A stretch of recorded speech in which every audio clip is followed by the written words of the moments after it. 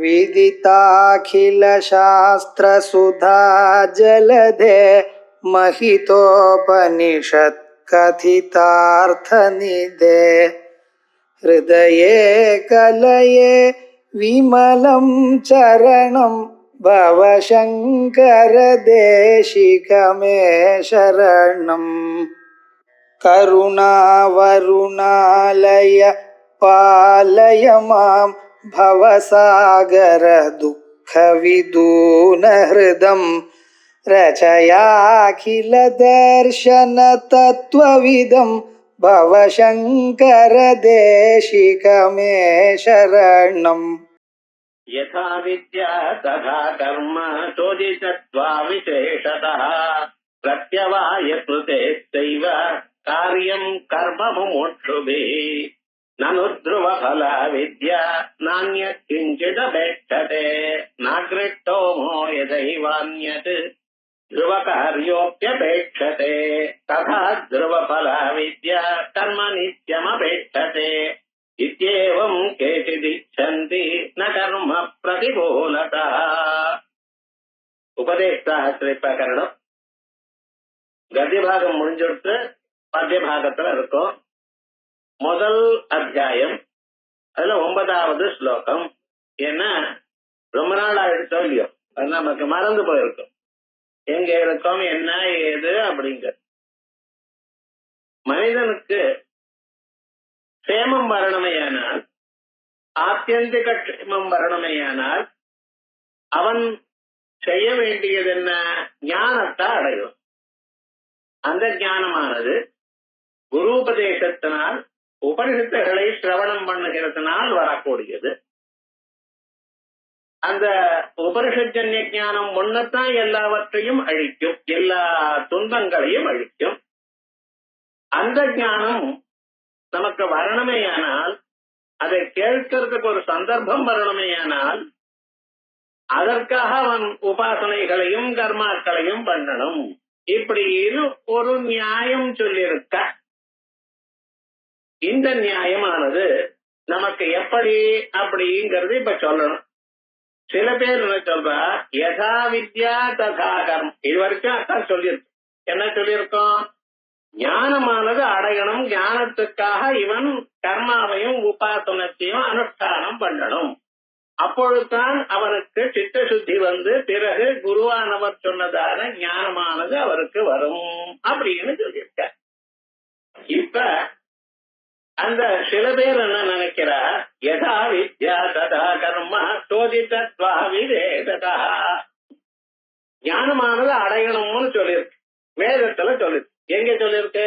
ஆத்மாவாரே திரஷ்டவ்ய ஸ்ரோதவ்யோ மந்தவ்யோ நிதித்யாசிதவ்யா. ஆத்மாவை தாங்கள் பார்க்கணும், அறியணும். எப்படி? சிரவணம் பண்ணணும். இது இருக்க உருவத்தோட இருக்கிற பொருளா இருந்தா கண்ணால் எப்படி பார்க்கலாம். ஆனா உருவம் இல்லை. உருவம் தான் இல்லை அப்படின்னு சொன்னால சுவை இருக்கா, நாக்கால அறிஞ்சுக்கலாம். அதுவும் பண்ண முடியும். உருவமோ சுவையோ சத்தமோ ஒண்ணுமே இல்லாதான பொருளை எப்படி புலன்கள்னால் நாம் அறியறது? ஆகையால் அதற்கு வழி ஒண்ணுத்தான் இருக்கு. என்ன வழி அப்படின்னு? காதால கேட்டு மனதால புரிந்து கொண்டு மனதால் அதை பார்க்கணும். மனக்கண்ணால பார்க்கணுமே தவிர சாதாரண புலன்கள்னால அதை நீங்க பார்க்க முடியாது. ஆகையால் மனக்கண்ணால் நீங்க பார்க்கணுமே ஆனால் அதற்கு வழி என்ன அது சொல்லணும். ஆனா வேதமோ நீர் பாரு அப்படின்னு சொல்லி, யதா கர்மா ததா யதா வித்யா. வேதமானது அறியணும் எப்படின்னு உங்களுக்கு எப்படி சொல்லி இருக்கோ அதே போல கர்மாவும் பண்ணணும் சொல்லியிருக்கேன். கர்மா பண்ணாம உங்களால இருக்க முடியாது. அவன் யாரா இருந்தாலும் சரி கர்மாவை பண்ணித்தான் ஆகணும். என்ன கர்மா பண்ணணும்? வேதத்துல சந்தியாவந்தனம் போல கர்மாக்களை பண்ணணும். அதே போல ஸ்திரீகளா இருந்தா அவளுக்கும் கர்மா விதிச்சிருக்க. ஆகையால் கர்மாவை பண்ணாம அவனால இருக்க முடியாது. இந்த கர்மாவை பண்ணணும், அப்பதான் உனக்கு நல்லதுன்னு சொல்லியிருக்க. இப்ப ஞானமும் விதிச்சிருக்க, கர்மாவும் விதிச்சிருக்க. அப்படி இருக்கிறதுனால ரெண்டும் தானே பண்ணணும். ஏதாவது ஒண்ணு விட்டுருவிடும். முடியும். பிரத்யயத்வா விசேஷ பிரத்யவாய ஸ்மிருதே செய்வா, அதோட இல்ல பிரத்யவாய ஸ்மிருதி, இத பண்ணாத போனா பாபம் அப்படின்னு சொல்லு. ஞானத்தை பண்ணாது பண்ணா ஒன்னும் பாபம் சொல்லல, வேதாந்தத்தை கேட்காத போனா ஒன்னும் பாபம் சொல்லல. ஆனா இந்த ஜன்மானு தேட முடியும். இவனுக்கு எத்தனை ஜன்மா எடுக்கணுமோ எப்ப கிடைப்பாரோ குரு நமக்கு தெரியாது. ஆனா கர்மா பண்ணலைன்னா பாபம்னு சொல்லி, சந்தியாவந்தனம் பண்ணலையே பாபம், பண்ணினா என்ன சார் பலம்னு கேட்காது, பண்ணினா என்ன பலம்னு சொல்ல முடியாதுங்கிற சித்த சுத்தி பலம், அதான் நமக்கு தெரியாது. ஆனா இந்த கர்மாக்களை பண்ணினா பண்ணாத போனா பிரத்யவாயம் பண்ணிக்கணும், பாப்பம் வரும். வேதாந்தத்தை அவசியம் கேட்டாகணும். எத்தனை பிறவிகள் ஆச்சு, இதான் ஒரு பிறவிய எத்தனையோ பிறவியில நாம் அனுபவிச்சிருக்கோம். துன்பங்களையும் இன்பங்களையும் மாத்தி மாத்தி அனுபவிச்சிருக்கோம். பிறவி இல்லாத போனால்தான் ஒரு மனுஷன் க்ஷேமத்தை அடைவான். பிறவி இல்லாம பண்ணி கொள்றது ஞானம் ஒண்ணுதான் வழி. அதனால்தான் அம்பாளுக்கு சிவஞான பிரதாயினின்னு சொல்றோம். ஆகையால் அந்த ஞானத்தை எப்படி வேதம் கட்டளை இட்டிருக்கோ அறின்ட்டு, அதே போல கர்மாக்களையும் பண்ணுன்னு கட்டளை இட்டிருக்கு. அப்ப கர்மாக்களையும் ஞானத்தையும் சேர்ந்துதானே சார் பண்ணணும். நீங்க ஞானியா இருக்கிறவனுக்கு கர்மா இல்லைங்கிற அது எப்படி சரியா வரும் அப்படின்னு கேள்வி கேட்டிருக்க. யதா வித்யா ததா கர்மா சோதித்தத்வா விசேஷதः பிரத்யவாய ஸ்மிருதே செய்வ காரியம் கர்ம முமுட்சுபிஹி அப்படின்னு. அதுக்கு நானும் துருவபலா வித்யா நானியத்கிஞ்சிதபேட்சதே, இதுக்கு பதில் சொல்ற. இந்த அறிவுன்னு ஒண்ணு இருக்கு பார்த்தீங்களா, அது ஒண்ணுதான் சாஸ்வதமான பலத்தை கொடுக்கிறது.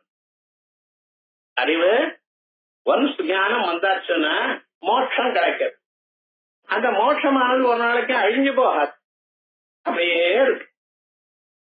ஆனா கர்மாவுடைய பலம் எப்படி இருக்கு? கர்மா பண்ணா அதோடைய பலம் கொஞ்ச நாளைக்கு அழிஞ்சு போயிடும். சொர்க்கலோகத்துல யஜ்ஞாகங்கள்னா பண்ணலையானா சொர்க்கலோகத்துக்கு போயிட்டாங்க, கொஞ்ச நாள் பலம் இருந்துட்டு அனுபவிச்சுட்டு க்ஷிணே புண்ணியே மத்திய லோகம் விசந்தி இறங்கி வர வேண்டியதான், வர வழி இல்ல. காசு சம்பாதிச்சோம்னா எவ்வளவு நாள் காசு இருக்கோ அத்தனை நாள் அனுபவிக்கிறார். அதுக்கப்புறம் ஆயிருக்கு மறுபடியும் சம்பாதிக்க வேண்டியது. ஒரு மாதம் முழுக்க உத்தியோகத்துக்கு போனேன், 1ஆம் தேதி சம்பளம் கொடுத்தான், மறுபடியும் 2ஆம் தேதி போறேன். அப்ப அது செலவழிச்சிருவேனே, மறுபடியும் வேண்டி இருக்க அனுபவிக்கணுமா வேண்டாமா? அதே மாதிரிதான் உலகத்துல இருக்கிற எந்த கர்மாவாலும் அதனுடைய பலமானது அனுபவிக்க அழிஞ்சு போறது. சத்யதா இஹ கர்மசிதோ லோகே ஏவமேவா, இப்படியே அமுத்திர புண்ணியசிதோ லோகா க்ஷீயதே, மேல இருக்கக்கூடியதான புண்ணியத்தினால சம்பாதிக்கப்பட்டதான லோகங்களும் அழியத்தான் அழியாது. அதனால வித்யைக்கும் கர்மாவுக்கும் ரொம்ப வித்தியாசம் இருக்கப்பா.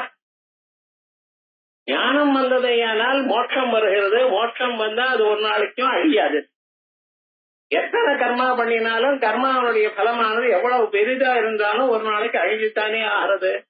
ஆகையால் அதோட எப்படி சம்பந்தப்படுத்த வேண்டாம். துருவ பல வித்யா நானியத்கிஞ்சிதபேட்சதே நாக்னிஷ்டோ மகாயதைவ அந்யத் துருவகாரியோப்யபேட்சதே. இன்னொன்னு பாருங்க, அக்னிஷ்டோமம் போல பெரிய கர்மாக்களை நீங்க பண்ணணும்னு தொடங்கிருக்கு. ஒரு ஹோமம் பண்ணுவோம், கணபதி ஹோமம் பண்ணுவோம். ஆத்துல என்ன வேணும்? ஹோமம்னா என்ன அர்த்தம்?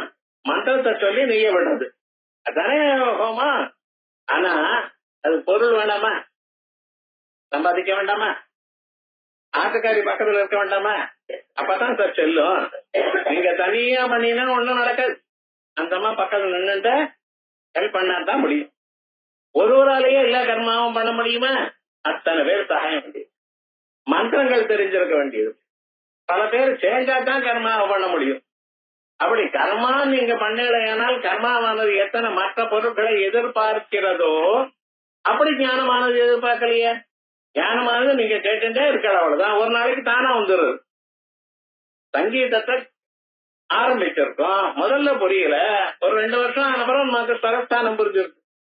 அப்புறம் எதை கேட்டாலும் இந்த சங்கீதம் இது என்ன ராகம் தெரியாது, நீங்க பிராக்டிஸ் பண்றீங்கன்னா உங்களுக்கு வந்துடுது. அப்படித்தானே? அப்ப கர்மாவானது எப்பொழுதும் மற்றவைகளை எதிர்பார்க்கிறது. ஞானமானது எதிர்பார்க்கல. மாறுபாடு இருக்கோ இல்லையோ, கர்மாவானது குறைச்சலான பலத்தை கொடுக்கிறது, ஞானமானது சாஸ்வதமான பலத்தை கொடுக்கிறது. வித்தியாசம் இருக்கு.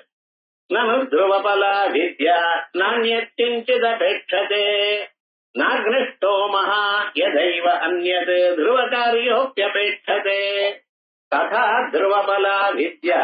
அதே போல படிப்பானது, அறிவு, அறிவானது துருவபலா, அறியாமையை போக்கெடுத்து. அறியாமையை போக்கிட்டோம்னா மறுபடியும் அறியாமை வராது. ஏன் தெரியுமோ, நான் அறியாமைக்கு பிறவி இல்லை. ரொம்ப நாளா வந்து எனக்கு சங்கீதம் தெரியாதுன்னு, பிரெஞ்சு தெரியாதுன்னு. இந்த பிரெஞ்சு தெரியாதுன்னு எப்பத்துல இருந்து தெரியாது சார் கேட்டேன். பிறந்தண்ணில இருந்து தெரியாது. போன ஜென்மாவில தெரியுமா? போன ஜென்மம் நான் மனுஷனாக பிறக்கலையே, மாடா பிறந்திருந்தேனே. அதுக்கு முன் ஜென்மான யாருக்கு தெரியும்? இந்த பிரெஞ்சு தெரியாதுங்கிற ஒரு அறியாமை என்னைக்கு இருக்க? அனாதி காலமா இருக்கு. அனாதி காலமா இருந்த போதிலும் அறிஞ்சுட்டதுமே என்னாச்சு? போயிட்டா இல்லையா? மறுபடியும் இன்னொரு தரம் பிறக்குமா சார்? அறியாமை வருமானா? அதான் பிறக்காதுன்னு சொன்னேன். ஒன்ஸ் ஞானம் வந்தாச்சுன்னா அறியாமை போயிடும். ஒரு மனுஷன் நல்லவன்னு நீங்க நினைச்சுன்றது ஒரு நாளைக்கு அவனுடைய உண்மையான ஸ்வரூபம் தெரிஞ்சு போச்சு. மறுபடியும் அவன் நல்லவன் நினைப்படா? நிச்சயமா நினைக்க மாட்டீங்களா இல்லையா? இந்த அறியாததான ஒரு விஷயம் பொழுது அறிந்து கொண்டீர்களோ, அந்த அறிவானது என்னைக்கும் போகாது. அதுக்காக நீங்க சொல்லலாம், நான் ஏதோ படித்தேன் சார், மறந்து போயிடுச்சு சார். மறதி இதனால இல்ல, மறதி வேற பாப்பத்தினால, அறியாமைனால இல்ல. மத்த ஸ்மிருதிர் ஞானம் அபோகனஞ்சா. அறிவு வரதோ மறந்து போறதோ பகவானுடைய செயல். ஏன் சார் மறந்து போறேன்? அதுக்கு ஏதாவது சார் உண்டா? மறந்து போயிட்டேன், ஏன் மறந்துன்னு சொல்ல முடியாது. அதே மாதிரியே அறியாமையானது ஒன்ஸ் போச்சுன்னா மறுபடியும் வராது. அதான் ததா துருவபலா வித்யா கர்ம நித்தியம் அபேட்சதே. கர்மாவானது எப்பொழுதும் இன்னொன்னை எதிர்பார்க்கிறது. ஒண்டியா தனக்கு தானே பண்ண முடியாது. இத்யேவம் கேச்சிதிச்சந்தி ந கர்ம பிரதிகூலதா. இப்படியே சில பேர் நினைக்கிறார். அதோட இல்ல, ஞானத்துக்கும் கர்மாவுக்கும் விரோதமப்பா. ஆகையால் ரெண்டும் ஒரே சமயத்துல பண்ண முடியாது. எப்படி? வித்யாயா பிரதிகூலம் கர்மஸ்ய சாபிமானதா. இந்த வேதாந்தம் நீங்க கேட்கணும், உங்களுக்கு பக்தி வரணும். மனிதனுக்கு மார்க்கெட்ல கிடைக்காத பொருள் பக்தி. நீங்க எவ்வளவு இருந்தாலும் வாங்க முடியாது. 1 கோடி ரூபாய் இருந்தா பக்தி வாங்கலாம்னு சொன்னா பணக்காரர்கிட்ட தான் பக்தி இருந்திருக்க முடியும். அவனுக்கு எதுக்கு சார்ந்தார்? எதுக்கோ கிடைக்காத பொருளை வாங்கி வச்சுக்கிறதுங்கிறது பணக்காரனுடைய லட்சம். உங்களுக்கெல்லாம் கிடைக்குமா? கிடைக்காது. அப்ப பக்திங்கிறது யாருக்கு வருது, எப்ப வருதுன்னு கொஞ்சம் யோசனை பண்ணி பாருங்க. பக்திங்கிறது அது நீங்களா வரவழைச்சுக்க வேண்டியதே ஒழிய எங்கிருந்தோ மார்க்கெட்ல கிடைக்காத பொருள் இல்லை. அந்த பக்தியோடு நீங்க எதை கொடுத்தாலும் பகவான் எடுத்துக்கிறார். பத்திரம் புஷ்பம் பலம் தோயம் யோமே பக்தியா பிரயச்சதி. வெறும் துளசிய போட்டா போறோம் பகவானுக்கு, பில்வத்தை போட்டா போறோம் பரமேஸ்வரனுக்கு, தவனம் மருவம் இது போல இலைகளை போட்டா போறோம். அவெல்லாம் இது வேணும் அது வேணும், மல்லிப்பூ தான் வேணும், எனக்கு ரோஜா பூ தான் வேணும்னு கேட்டாளா? கேட்கலையே. இலைய கொடுத்தா பகவானுக்கு பிரீத்தி. அனுமானுக்கு வெத்தலையை கொடுத்தா பிரீத்தி. வெத்தலை போட்டுக்கிறாரான்னு கேட்காது, அதுக்கு பிரீத்தி அப்படிங்கிற. அப்ப வெறும் இலைகள்னாலேயே திருப்தி. வெறும் பழம், இந்த நல்ல பழம் பெரிய பெரிய பழம் கொடுங்கன்னு கேட்கல. திராட்சை பழம் எது இருக்கோ அதை கொடுங்க. இல்ல ஒண்ணு இல்லைன்னா ஒவ்வொரு டிராப் ஜலத்தை விடுங்க போறோம். வெறும் ஜலத்தை விட்டாலே அவருக்கு சந்தோஷம். அப்படி இந்த பக்திங்கிறது மனுஷனுக்கு தானா வரணுமே தவிர, அவன் கர்மாவையும் உபாசனம் பண்ணினா வருமே தவிர வேற விதமா வர. அந்த பக்தியோட அறிந்தால்தான் ஆத்ம தத்துவத்தை அறியும். கர்மானது எப்படின்னு தானா வர வேண்டிய, பண்ண வேண்டியது. அதனால வித்யாயா பிரதிகூலம் கர்மஸ்ய சாபிமானதா. நிர்விகார ஆத்ம புத்திஷ்ட வித்யேதி இஹ பிரகீர்த்திதா. இந்த கர்மாவை பண்ணும் பொழுது எப்படி இருக்கணும்னு கொஞ்சம் பாருங்க. கர்மா மனுஷனை எப்படி கட்டுப்படுத்துறது? கர்மா பண்றேன், இந்த பண்ணின கர்மாவானது மனுஷனை எப்படி முடி போடுறது? அவனு கர்மா பண்ண வரைக்கும் தான் உங்களுக்கு சுவாதந்திரம் இருக்கு. ஒன்ஸ் கர்மாவை பண்ணியாச்சுன்னா அதனுடைய பலம் அனுபவிச்சுத்தான் ஆகணும். நான் கர்மாவை பண்ணிவிட்டேன், எனக்கு இப்ப பலம் வேண்டாம்னு சொல்ல முடியாது. அப்படின்னா கர்மா பண்ணி கிடையாது, கர்ம பலமானது அனுபவிச்சுத்தான் ஆகணும். ஆனா கர்ம பலமானது அனுபவிச்சுடனால் துன்பம் வரும். ஏன்னா கெட்ட கர்மாவும் பண்றா இல்லையா, நல்ல கர்மாவும் பண்றாள், கெட்ட கர்மாவும் பண்றாள். அந்த துன்பத்தை அனுபவிக்கிறதுக்கு கஷ்டமா தான் இருக்கு. ஆனா கர்மாவை பண்ணிவிட்டு அந்த பலம் வேண்டாமல் நீங்க சொல்லணுமே, ஆனால் அதுக்கு எப்படி முடியும்? கர்மாவை பண்ணும் பொழுது ஈஸ்வரார்ப்பணமாக கர்மாவை பண்ணுங்க. நான் இதை செய்கிறேன் எனக்குடையதான அபிமானம் இல்லாமல் கர்மாவை பண்ணுங்க. அப்பொழுது அந்த கர்ம பலமானது உங்களுக்கு ஒட்டாது. கர்மபலம் மனுஷனுக்கு ஒட்டாம இருக்கணுமே, ஆனால் மனுஷன் என்ன பண்ணணும் அப்படிங்கிறது கேட்கணும். அத என்ன பண்ணணும்னு கேட்டா கர்மபலமானது எனக்கு ஒட்டாம இருக்கணும். ஒரு நிமிஷம் வெளியில போயிட்டு வரும். கர்மாவானது பண்ற வரைக்கும் நமக்கு சுவாதந்திரம் இருக்கு. எப்பொழுது தாங்கள் கர்மாவை பண்ணிவிட்டோ அந்த கர்ம பலத்தை மனுஷன் அனுபவிச்சுத்தான் ஆகணும், தவிர்க்க முடியாது. சவத்துல பந்து போட்டேனால் அது திரும்பி வரதான் வரும், அங்கே போய் ஒட்டாது. திரும்பி வர்றதுன்னு சொன்னா உங்க மேல படுறதோ இன்னொருத்தர் மேல படுறதோ தெரியாது. இப்ப கர்மாவானது தன்னுடைய பலத்தை அழிக்கத்தான் அழிக்கும் அப்படின்னு எப்ப நீங்க சொல்லிவிட்டோ, அப்ப கர்மா பண்ணாம இருங்களேன். கர்மா பண்ண வேண்டாம், பலன் வராதோ இல்லையா, இதுவும் நல்லாதான் இருக்கு. ஆனா உங்களால கர்மா பண்ணாம இருக்க முடியாது. ஏன் சுவாமின்னு சரீரத்தாவது கர்மா பண்ணாம வச்சுக்கலாம். அதுவும் நடக்குமாங்கிறது ஒரு பெரிய டவுட் தான். 2 நிமிஷம் இருக்கலாம், அதுக்கப்புறம் இங்கே சுத்தின்றிருப்பாள், கண்ணை இப்படி பார்த்திருப்பாள், கண்ணை கொட்டின்றிருப்பாள், பெருமூச்சு வாங்குவாள், ஏதோ ஒண்ணு பண்ணிதான் ஆகணும். இதையாவது ஏதோ ஒரு யோகம் பண்ணி நான் நிறுத்திடுறேன்னு சொல்லுங்க. நான் தியானம் பண்றேன் நிறுத்திப்படுவேன்னு சொன்னாலும் ஒண்ணு இருக்கு, மனசு. அது உங்களால ஒண்ணும் பண்ண முடியாது, அனுபவிச்சுத்தான் அது ஏதாவது நினைச்சுட்டே இருக்கும். அதனுடைய சுபாவம் அது. உள்ளூர மனசெல்லாம் அப்படி இருக்கணும்னா கனை எப்படி ஆயிடுது, இப்படி போச்சு, அது பண்ணணுமே இது பண்ணணுமே. எங்கேயாவது ஒரு சின்ன சத்தம் வந்தாலும் அது என்ன சத்தமா இருக்கும்? பள்ளி போட்டு சத்தம் போட்டதான் அது எனக்காக சொல்றதா? என்ன பள்ளி இன்னொரு பள்ளியோட பேசப்படாதா, உங்களோட தான் பேசணுமா? இதுக்கு என்ன இப்படி எல்லாம் இந்த மனசுல சுத்தின்டே இருக்கும். மனசுனுடைய சுவாவமே அசைஞ்சுட்டே இருக்கிறது தான். சஞ்சலமே மன கிருஷ்ண பிரமாதி பலவத் திருடம் பிரத்யாகம் நிகிரகம் மன்யே வாயோரிவ சுதுஷ்கரம். அப்படி இந்த மனசானது இப்படி சுத்தின்டே இருக்கும் பொழுது அந்த மானசிக கர்மா வந்துட்டே இருக்கும் இல்லையோ. கர்மாவை பண்ணாமலும் நீங்க இருக்க முடியாது, கர்மாவை பண்ணினா பலனை அனுபவிச்சுத்தான் ஆகணும். என்ன சார் பண்றது? மானிடத்தை விட்டு பண்ண முடியாதுங்கிற கர்ம பலம் வந்தா ஏதாவது நல்லதோ கெட்டதோ வரத்தானே வரும் அப்படின்னு நீங்க கேட்கிறேன். அதுக்கு பதில் சொல்ற, கர்மா நீங்க பண்ணித்தான் ஆகணும். ஆனா அந்த கர்மா வந்து உங்களுக்கு பலத்தை கொடுக்காம இருக்கணுமே. ஆனால் ஒரு வழி இருக்கு. என்ன வழின்னு, இந்த கர்மாவை நான் செய்கிறேன் எனக்குடையதான எண்ணம் இல்லாமலும், இந்த கர்மாவனுடைய பலம் எனக்கு வேணும் எனக்குடையதான எண்ணம் இல்லாமலும், இதனால் பரமாத்மா திருப்தி அடையட்டும் எனக்குடையதான எண்ணத்துடனும் கர்மா படிநிலையனால் இனிமேல ஒரு கர்மா, அந்த கர்மா உங்களை ஒண்ணும் பண்ணாது. சரியா கேட்ட? அப்ப என்ன, கர்மா நீங்க பண்றேன், கர்ம பலமானது உங்களுக்கு ஒட்டாம பாத்துக்கிறேன். கர்ம பலமானது எப்படி ஒரு மனுஷனுக்கு ஒட்டுறது? கர்மாவில நான் பண்ணுகிறேன் எனக்கூடியதான எண்ணத்துடன் பண்ணினால். வித்யாயாக பிரதிகூலம் ஹி கர்மஸ்யாஸ்தாபிமானதா.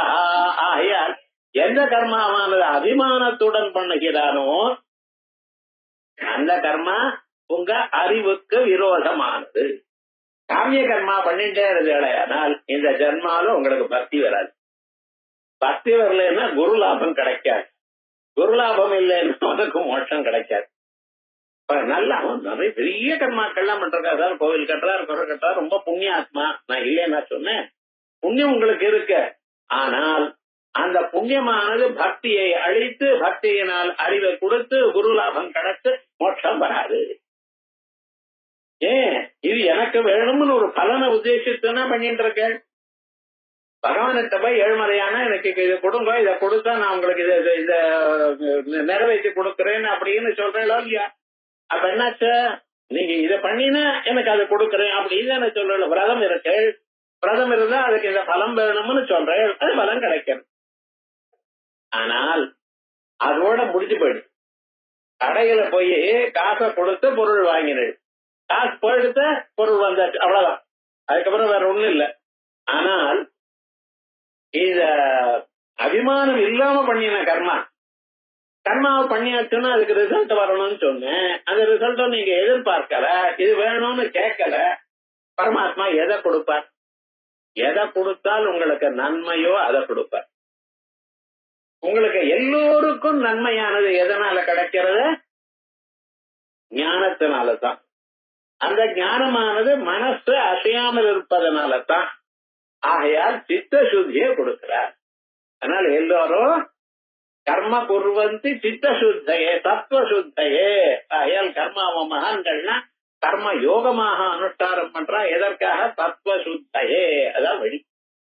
ஆகையால் அபிமானத்தோட இருக்கக்கூடியதான செய்ததான கர்மாக்களுக்கு தான் அறிவுக்கு விரோதம். அந்த அறிவு எப்படி இருக்க? நிர்வகார ஆத்ம புத்திஷ்ட வித்யா. அறிவுன்னா என்ன சார்? மாறாததான ஆன்மா. நமக்கு மீதி எல்லாம் உலகம் முழுக்க மாறுறது, நம்ம சரீரமே மாறுறது. பிறக்கிறப்போ ஒரு ஜான் இருந்தோம், அதுக்கப்புறம் ஆல்ரெடி வளர்ந்தோம். சில நாளைக்கு குண்டானா, சில நாளைக்கு அப்படி இழைச்சு போறோம். எவ்வளவு மாறின்னு இருக்க. சரீரம் மாறுறது, புத்தி மாறுறது. ஒரு காலத்துல ஒன்றும் தெரியல, இப்ப அது இது வாசிட்டு தெரிஞ்சுட்டு இருக்கேன்னு சொல்றேன். வயசான காலம் எல்லாம் மறந்து போச்சுன்னா, மறந்து போனா என்ன? வயசான வாழ்ல பழைய நாள்ல டெலிபோன் நம்பர்ல மறந்து போச்சு. இப்ப சின்ன வாழ்க்கே மறந்து போச்சு. ஏன்னா செல்போன் வச்சிருந்து அது அவன் வீட்டு நம்பரே அவனுக்கு ஞாபகம் இல்ல. என்னைக்காவது சார்ஜ் ஆயிடுச்சுன்னா அலையறான், எங்கேயாவது சார்ஜ் இருக்கா தவிர அது இல்ல, அது மாதிரி வாழ்க்கையே இல்ல. அப்படி அதுக்கு ஒரு தாசர் ஆயிட்டான். அதே மாதிரி லோகத்துல எது மாறல சொல்லுங்க, எல்லாம் மாறுது. ஆனா ஒண்ணு மட்டும் மாறாம இருக்கு, நீங்க கவனிக்கல. என்ன மாறல தெரியுமா? நான்ங்கிறது.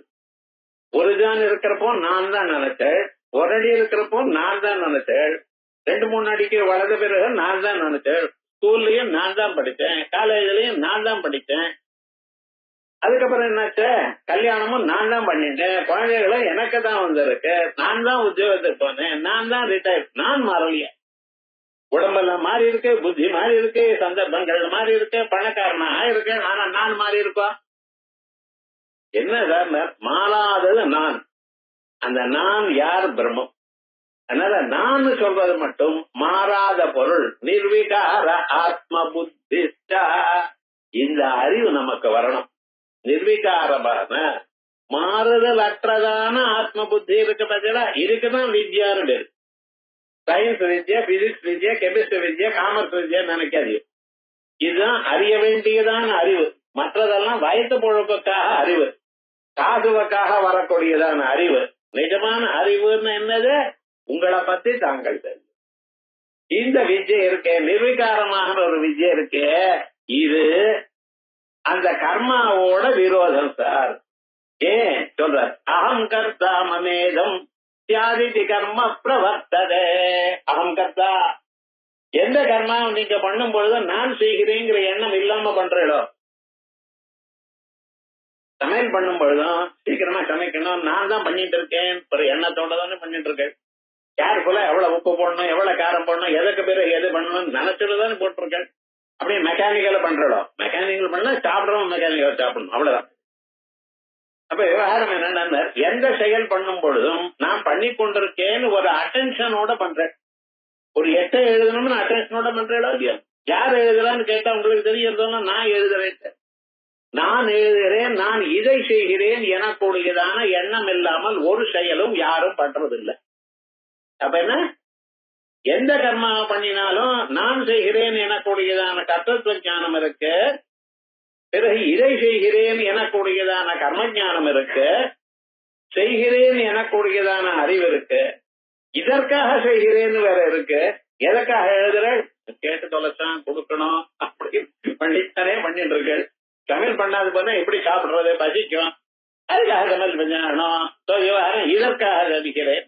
எங்க சமைக்கிறேன், சமையல் அடுப்படையில சமைக்கிறேன். எந்த இடத்துல சமைக்கிறேன், யாருக்காக சமைக்கிறேன், எப்படி சமைக்கிறேன், சமைக்கிறேன் எனக்கூடியதான செயல், எதை சமைக்கிறேன், யார் சமைக்கிறார், இத்தனையும் இருக்கணும். இதுதான் பஞ்சைதானே அப்படின்னு பகவத்கீதையில சொல்லுது. அதுக்காக அதிஷ்டானம் ததா கர்த்தா 18ஆம் அத்தியாயத்துல போய் சொல்றேன். முதல்ல ஞானத்தை சொல்லலாம், அங்க போய் கர்மாக்களை மறுபடியும் சொல்ல. கரணஞ்ச பிருதக் விதம், பலவிதமான கரணங்கள், இவை எல்லாதானே முடியுங்கிறேன். பஞ்சைதானி மகாபாகோ காரணானி நிபோதமே. பகவத்கீதையில இல்லாத விஷயமே இல்ல. ஆனா அது அப்பப்ப மறந்து போயிடுறது.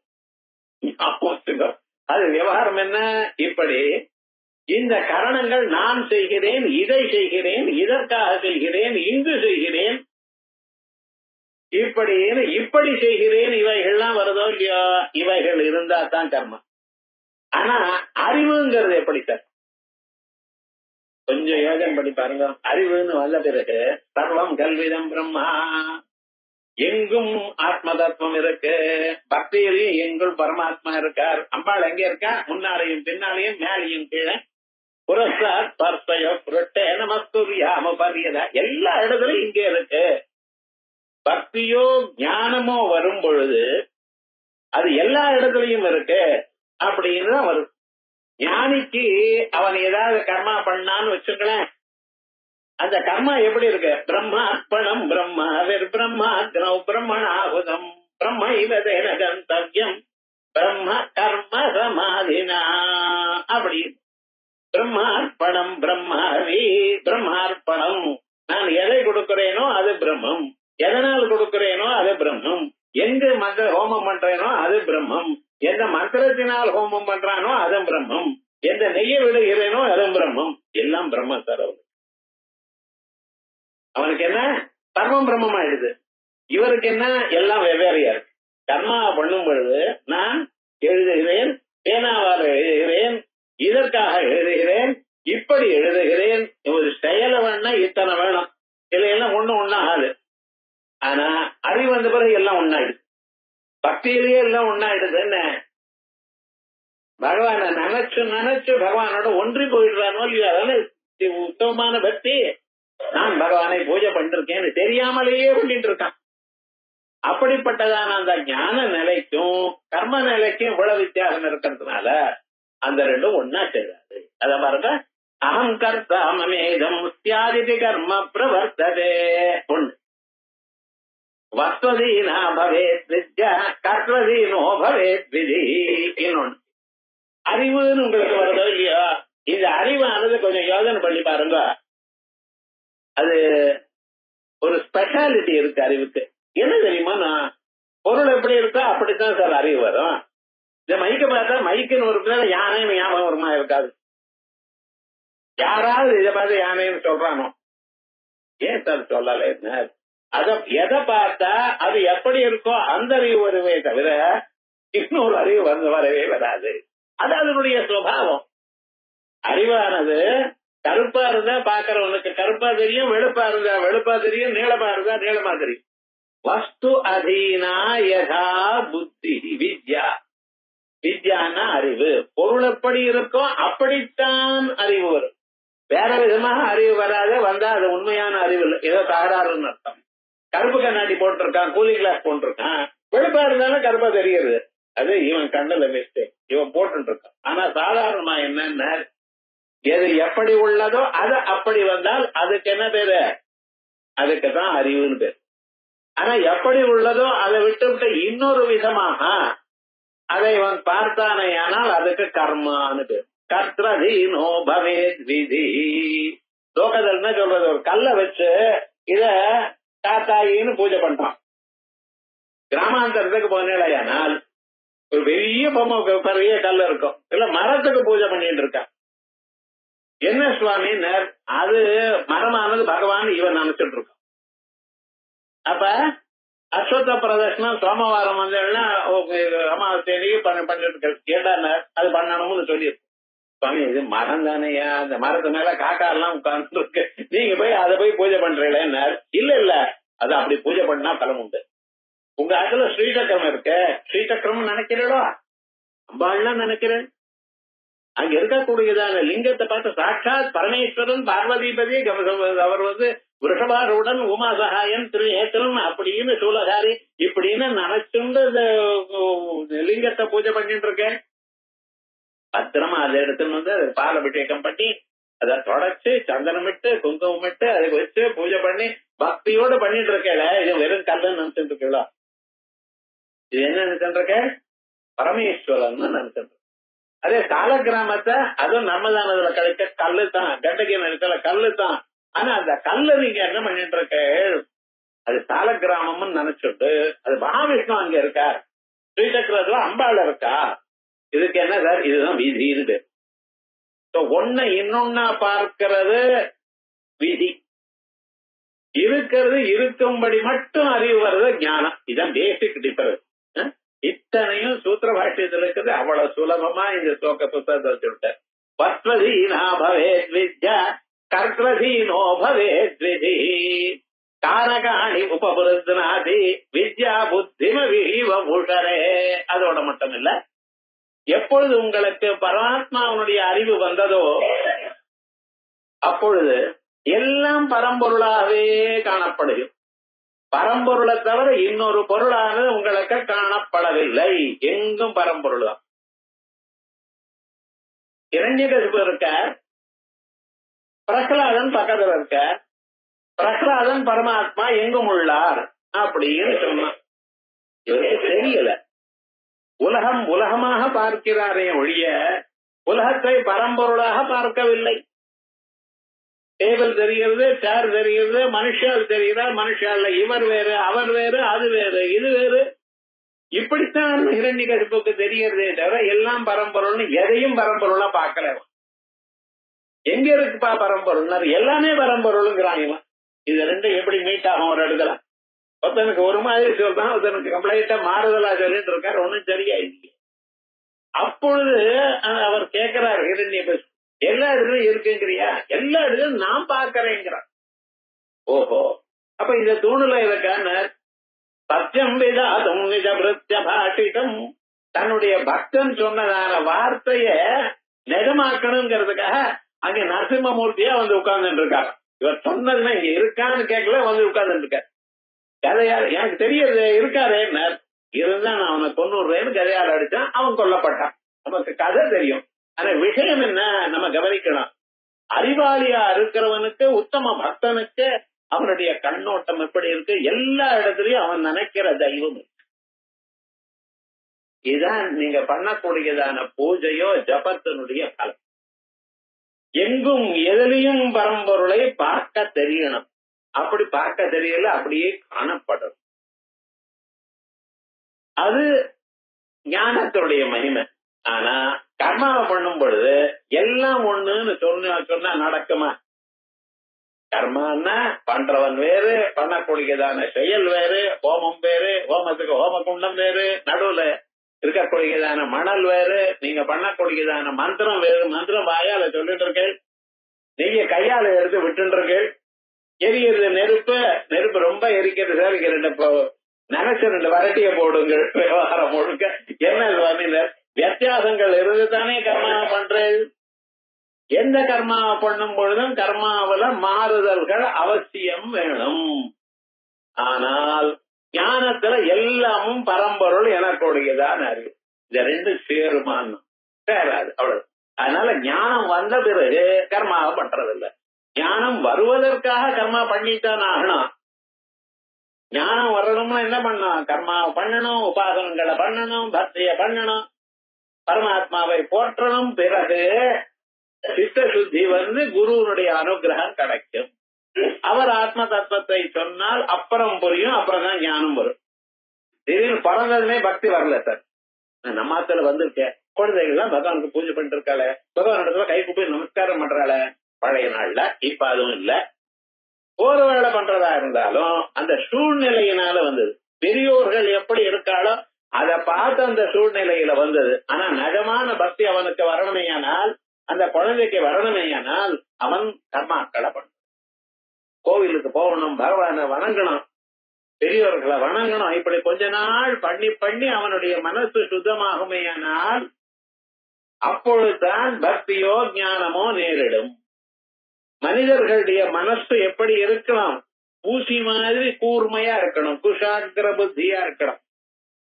நமக்கு இப்ப எப்படி இருக்க?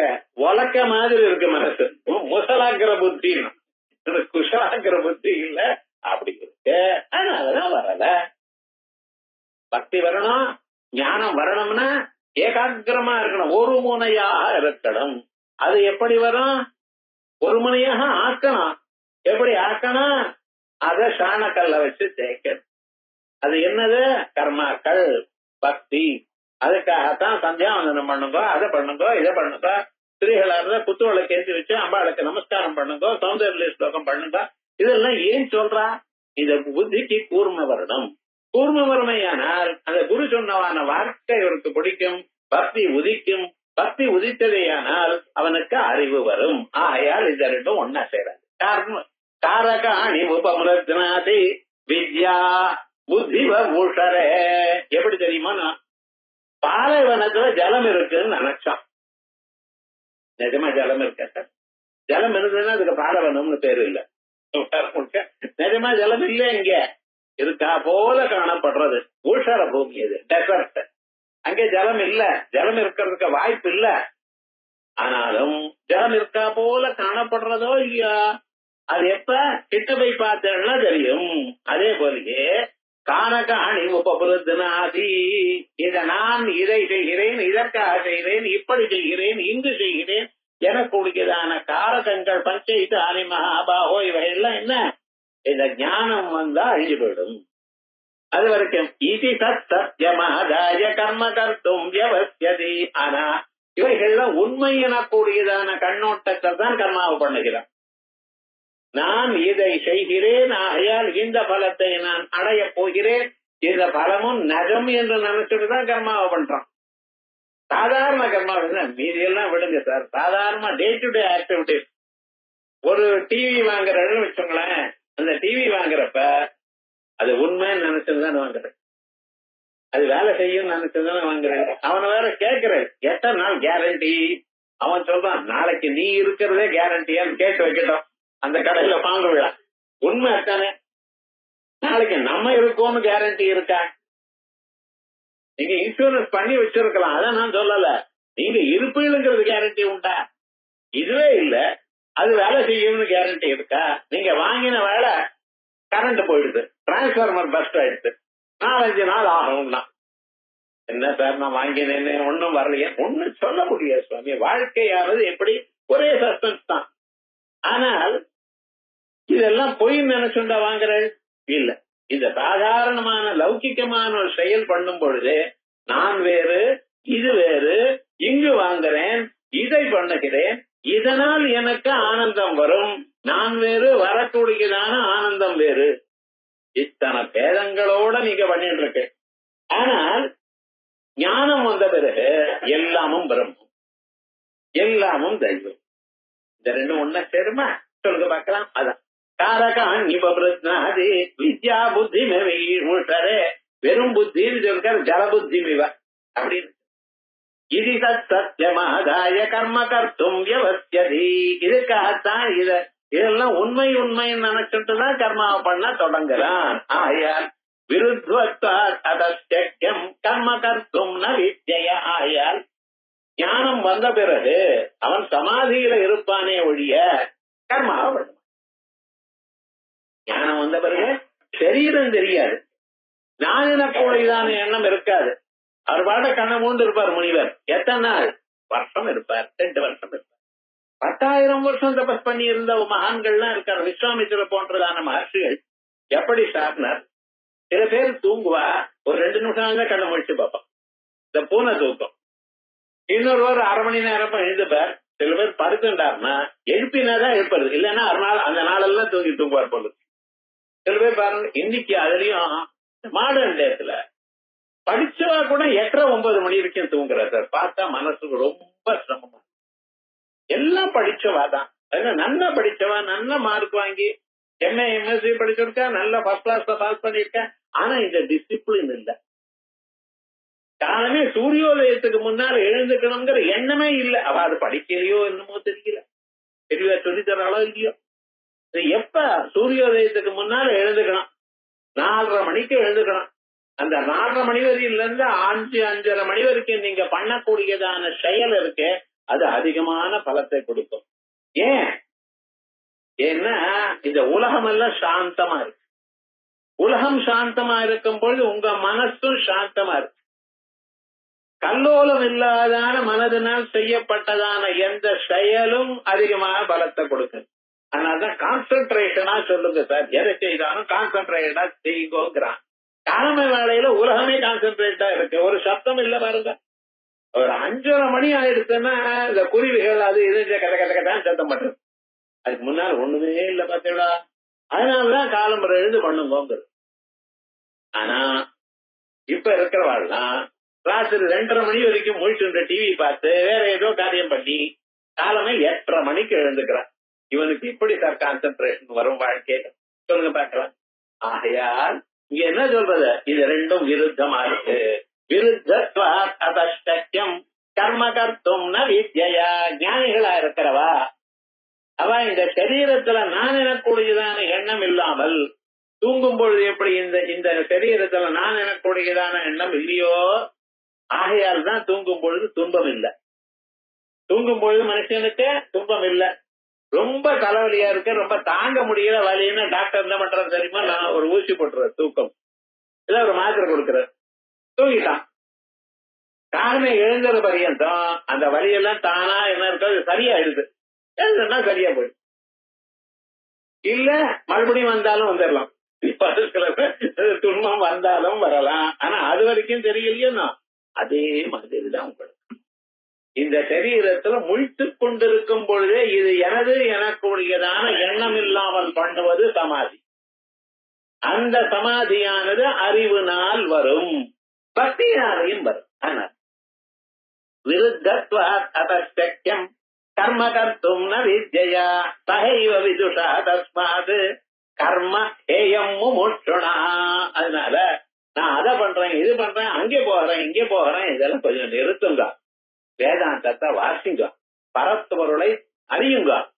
அதனால அதை பண்ணணும் இது பண்ணணும், இங்கே போறான் அங்கே போறான், டொனேஷன் கலெக்ட் பண்றான், ஏதோ பண்றான். அது எப்ப பண்ணணும், ஞானம் வருவதற்கு முன்னால். பக்தி வந்தது, பரம்பொருளை பார்க்கிற வேதாந்த சிரவணத்தை தவிர வேற காரியம் இல்லை. விருத்தத்வாத் அதஷ்டக்யம் கர்ம கர்த்தும் ந வித்யா சஹைவ விதுஷா தஸ்மாத் கர்ம ஹேயம் முமுட்சுணா. தேகாத்யைர விசேஷேண தேஹினோ கிரஹணம் நிஜம் பிராணினாம் ததவித்யோத்தம் தாவத் கர்ம விதிர்பவேது. தேகாத்யைர விசேஷேண, இந்த மனிதன் செயலை பண்ணும் பொழுது எப்படி பண்ணுகிறான், இதை நான் பண்ணுகிறேன் அப்படிங்கிற எண்ணத்தோட பண்ணுகிறான். இந்த நானுங்கிறது என்னன்னு அவனுக்கு தெரியல. இந்த உடலைத்தான் நானுங்கிறான். நான் வரேன்னு உங்க ஆத்துக்கு வரேன்னு நான் சொல்லி வந்தேனே, ஆனால் உடலை வீட்டுல வச்சுட்டு நான் மட்டும் வந்தா உங்களுக்கு தெரியுமா, கடுக்க தெரியாது. ஆத்மா நான் வரேன்னு சொன்னா எதே உடல் வருது சார், பிராணம் எல்லாம் வெறும் உடல் வந்தா எப்படி இருக்குன்னு காசு கொஞ்சம் நீங்களே பயப்பட்டுருவேன். என்னடா பண்றது பாடம். அப்ப என்ன இருக்கணும், உடலையும் ஆன்மாவையும் சேர்த்துத்தான் நானுங்கிறள். நீங்க நல்லா யோசனை பண்ணி பார்க்கணும். இது சொன்னாத்தான் புரியுங்கிறள், சொல்லாத போனாலும் புரியும். நம்ம நினைக்கிற அவ்வளவுதான். நான் தாங்கள் எதை சொல்கிறேன், உங்களுடைய உடலையும் செய்கிறேன், அந்த உடலுக்குள்ள இருக்கிற ஆத்மாவும் சேர்ந்து இருந்தாதான் சொல்றேன். தீபம் லைட்டுன்னு சொல்றேன். இந்த லைட்டுன்னு எப்ப சொல்றேன், அது ஒழிக்கும் பொழுதுதான் லைட்டுன்னு சொல்றேன். ஒழிக்காம இருக்கும் பொழுது பல்புங்கிறேன். நல்ல புரிஞ்சுண்டு பேசுறவ அப்படிதான் பண்ணுவான். தமிழ்ல விளக்குன்னு எதை சொல்றேன், விளக்கி கொண்டிருக்கும் பொழுது விளக்குங்கிற. தீபத்தை ஏற்றி வச்ச பிறகு விளக்குன்னு சொல்லணும். தீபம் ஏற்றி வைக்காம வெறும் அங்க வச்சிருந்தேன்னா அது என்ன அர்த்தம்? தீப ஸ்தம்பம் இருக்குன்னு சொல்வா. பழைய நாள்லாம் எல்லாம் கேட்டு கிளியரா தான் சொல்வா. நம்ம இப்பதான் எல்லாத்தையும் யூஸ் பண்றோம், எல்லா வார்த்தையும் எல்லாத்துக்கும் யூஸ் பண்ணிட்டு இருக்கோம். அது இல்லாத வேற ஏதோ பேசிட்டு இருக்கான் மனுஷன், தெரியல. பழைய நாள்ல கரெக்டா ஒவ்வொன்றுக்கு சொல்வா. அப்ப அது விளக்கும் பொழுதுதான் அது விளக்கு. விளக்காத சந்தர்ப்பத்துல அதுக்கு விளக்கு எனக்கூடியதான பெயரே இல்ல. அதே விதமாக நான் சொன்னேனே, ஆனால் என்னுடைய ஆன்மாவும் சரீரமும் கலந்து தான் பேசுகிறேன். ஆனால் எது வரைக்கும் உங்களுக்கு இந்த சரீரத்தோட நான் எனக்கூடியதான எண்ணம் உள்ளதோ அது வரைக்கும் தாங்களுக்கு கர்மா விடாது. நான் எனக்கூடியதான எண்ணமானது சரீரத்தை விட்டு போச்சோ அன்னைக்கு உங்களுக்கு அது வர அந்த நிலை, அந்த நன்னாள் எப்பவோ அதற்காகத்தான் வேதாந்த சிரவணம் பண்ணணும். முதல்ல கத்தியபாகத்துல சொன்னாரு நான்ங்கிறது என்னங்கிறது, அது இங்க எவ்வளவு சுலபமாக வளர்க்கிறார் பாருங்க. தேகாத்யேன தேகினோ கிரகணம் நிஜம். தேகாத்யி ஸ்தூல சரீரம் என்ன, மனது என்ன, புலன்கள் என்ன, புத்தி என்ன, பிராணங்கள் என்ன, இத்தனையும் சேர்த்து நான் என்று கிரகணம் நிஜம் இப்படித்தான் வழக்கத்தான் வந்திருக்கேன். பிராணி நாம் எல்லோருக்கும் இதுதான். இது ஒருத்தர் ரெண்டு பேர் கிடையாது, எல்லாருக்கும் உயிரவர்களுக்கு எல்லாருக்கும் தத வித்யோத்தம். இது யார் சார் சொல்லி கொடுத்தா? யார் சொல்லி கொடுத்தா நமக்கு? இந்த சரீரத்தை நான் யாராவது சொல்லி கொடுத்தாலோ? இல்லையே. அம்மா சொல்லி கொடுத்தான்னு சொல்லலாம். அம்மா இது என்னன்னு இது என் கண்ணுன்னு தான் சொல்ல சொன்ன. கைய காட்டுன்னா, கண்ணை காட்டுன்னா, காதை காட்டுன்னா, நீங்க காட்டினா சந்தோஷப்பட்டா. அப்ப என்னுடைய தலை, என்னுடைய காது, என்னுடைய கண்ணு தான் சொல்லி கொடுத்தா அம்மா. என்னுடையதுன்னு எது சொல்லி கொடுத்தாலோ அதை என்னை விட வேறுன்னு தானே சொல்லி கொடுத்துருக்கா. என்னுடைய புத்தகம் நான் புத்தகமா? இது டேபிள் சொன்னா நான் டேபிளா? அதனாலதான் இதுங்கிறேன். நான் வேற இது வேற. எப்பொழுது நான் இது என்னுடைய கண்ணு, என்னுடைய தலைன்னு சொன்னேனோ அது நான் இல்ல. என்னுடைய உடல்னு சொல்லும் பொழுது உடல் நான் இல்ல. பெரியோர்கள் நமக்கு கரெக்டா தான் சொல்லி கொடுத்தா. ஆனா நம்ம என்னடா பண்ணினோம்னு நான்ங்கிறது ஏன் தான் புரிஞ்சுட்டோமோ. இது எப்படி நமக்கு வந்ததுன்னு தெரியலன்னா அது என்ன சார் சொல்வேன்? அஜ்ஞானம், அறியாமை. எப்படி வந்ததுன்னு தெரியல சார், அறியாமை. அறியாமையை நான் தான் இத்தனையும் பண்ணினேன். பிராணினாம் தத வித்யோத்தம் தாவத் கர்ம விதிர்பவேத். எத்தனை நாள் உங்களுக்கு நான் எனக்கூடியதான எண்ணம் இந்த சரீரத்துல இருக்கோ அது வரைக்கும் என்ன அர்த்தம்? கர்மா அவசியம் பண்ணியாகும். எது வரைக்கும் சார் கர்மா பண்றது? 50 வயசு ஆயிடுத்து கர்மா பண்ணி சந்தியாவந்தம் நிறுத்திடுறேன். 50 வயசு பண்ணினவனுக்கு சந்தியாவந்தம் நிறுத்திவிடலான்னு நிறுத்திக்கோன்னு சொல்லலாம். இனிமேல் அவன் நிறுத்த மாட்டான். காலமா அது பண்ணினா அவனுக்கு தோணும், ஹேபிட் ஆயிடுது. ஆனா இப்ப இருக்கிறவ பூனல் அன்னைக்கு போட்டாலும் அதோட சரி, அதுக்கப்புறம் பண்றது இவனுக்கு பண்ணுன்னு சொல்லணும். இந்த நம்ம சில கர்மாக்கள்லாம் சொல்லி இருக்கோமே, பூஜை பண்றது, அதுல வழக்கேற்றி வைக்கிறது, பகவானுக்கு ஒரு நமஸ்காரம் பண்றது, இவைகள்லாம் பிராக்டிஸ்ல வரும். பண்ணிட்டே இருக்கான். அத பண்ணினா அதனுடைய பலம் என்னன்னு தெரியல. அதனுடைய பலமானது பகவான் ஒரு நாள் நேரா பார்க்கிற அளவுக்கு பலத்தை கொடுக்கும்.